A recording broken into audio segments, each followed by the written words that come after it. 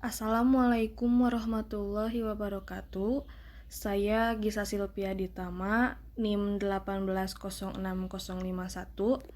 akan mempresentasikan hasil kerja kelompok dengan judul pembangunan web e-kelas untuk sekolah.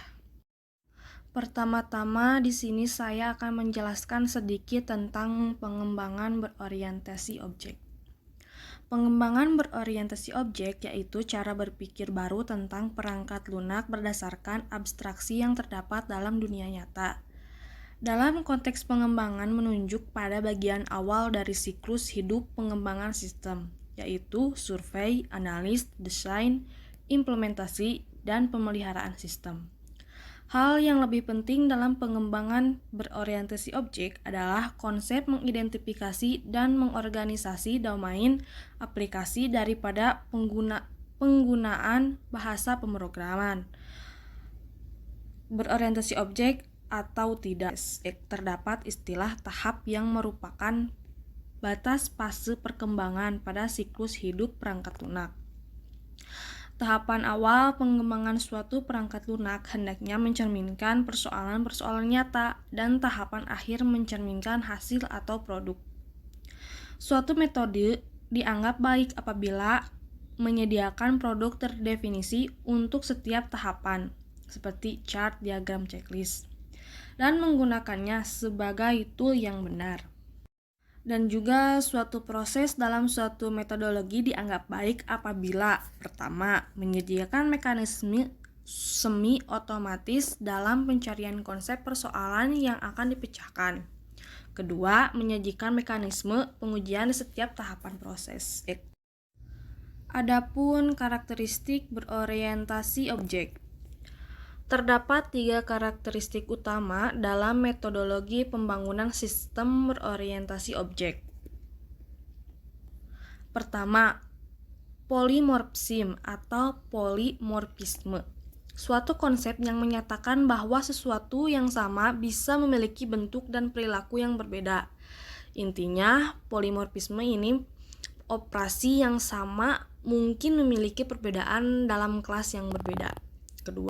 Kedua, encapsulation atau pengkapsulan merupakan suatu dasar pembatasan ruang lingkup program terhadap data yang diproses sehingga data atau metode yang sudah dibatasi tidak dapat diakses dari luar sehingga data atau metode itu akan terlindungi. Terakhir, inheritance atau pewarisan merupakan teknik yang mengemukakan bahwa anak dari objek akan mewarisi data atau atribut dari induknya secara langsung. Berikutnya, e-learning. Perkembangan teknologi informasi yang semakin pesat. Kebutuhan akan suatu konsep dengan mekanisme pembelajaran atau belajar mengajar berbasis teknologi informasi menjadi tidak terletakkan lagi. Konsep yang kemudian terkenal dengan sebutan e-learning membawa pengaruh terjadinya proses transformasi pendidikan konvensional ke dalam bentuk digital, baik secara isi dan sistemnya. Adapun fungsi dari sistem e-kelas website. 1. Proses setting pembuatan kelas yang cepat dan nyaman. Kedua, mengefisiensikan waktu.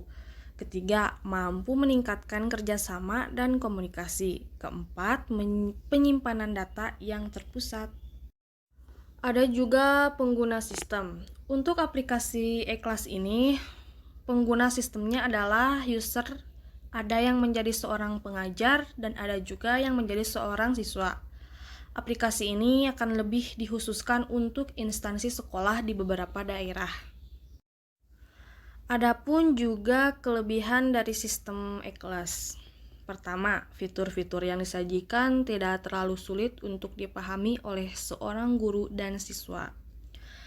Kedua, aplikasi e-kelas ini akan memudahkan juga bagi para guru dalam penyampaian materi, memberi tugas, dan melakukan kuis karena yang disajikan dalam e-kelas ini sangat spesifik. Assalamualaikum warahmatullahi wabarakatuh. Saya Muhammad Rifki Hairul Mutakin, NPM 150640. Saya akan melanjutkan menjelaskan tentang pembangunan web e-kelas untuk sekolah yang tadi awal sudah dijelaskan oleh Saudara Gisa. Spesifikasi fungsional dan non-fungsional. Analisis kebutuhan fungsional adalah analisis kebutuhan yang berisi proses-proses apa saja yang nantinya dilakukan oleh sistem yang dibangun mengelola kelas. 2. Sistem yang dibangun dapat memberikan notifikasi melalui email untuk memberitahu kepada siswa yang telah bergabung. 3. Memberikan informasi. Spesifikasi non-fungsional. Analisis kebutuhan non-fungsional dilakukan untuk mengetahui spesifikasi yang dibutuhkan sistem. Spesifikasi kebutuhan tersebut meliputi analisis perangkat keras atau hardware dan analisis perangkat lunak atau software. Use case dari e-kelas. Use case adalah deskripsi fungsi yang disediakan oleh sistem dalam bentuk teks sebagai dokumentasi dari use case simbol, namun dapat juga dilakukan dalam activity diagram. Use case digambarkan hanya yang dilihat dari luar oleh aktor, keadaan lingkungan sistem yang dilihat user, dan bukan bagaimana fungsi yang ada di dalam sistem. Lanjut kepada diagram use case e-kelas. Di sini ada buat kelas, lalu pengajar, login, lalu gabung kelas, terus mengelola kelas, membuat kuis, lalu melihat nilai dan mengerjakan kuis. Diagram activity e-kelas menggambarkan rangkaian aliran dari aktivitas digunakan untuk mendeskripsikan aktivitas yang dibentuk dalam suatu operasi sehingga dapat juga digunakan untuk di aktivitas lainnya seperti use case atau interaksi. Activity diagram login. Contoh halnya seperti ini: mengakses website e-kelas, lalu menampilkan halaman login, meminta memasukkan email, lalu meminta masukkan password, terus menampilkan halaman utama e-kelas. Untuk activity diagram membuat kelas,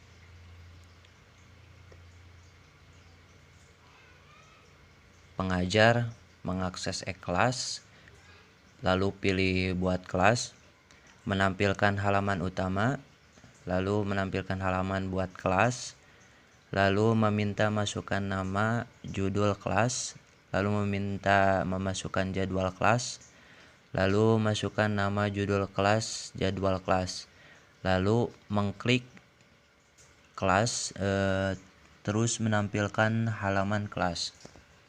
Mungkin seperti itu saja yang bisa saya sampaikan. Terima kasih. Dan ini ada juga sebuah gambar activity diagram gabung kelas. Ini ada contoh diagram activity mengunggah materi. Diagram mengupload tugas. Di sini ada dua bagian, yang satu ada pengajar dan satu lagi ada sistem. Pengajar mengakses e-kelas lalu ke bagian sistem. Sistem menampilkan halaman utama dari sistem, kembali lagi ke bagian pengajar untuk memilih kelas. Kembali lagi ke bagian sistem untuk memilih kelas, kembali lagi untuk mengupload. Juga ada contoh activity diagram membuat kuis. Terus ada juga activity diagram memberikan nilai, yang mungkin isi dan penjelasannya sama dengan activity diagram sebelumnya. Ini ada juga diagram activity mengunduh materi. Ini juga ada activity diagram mengunduh tugas. Activity mengerjakan kuis.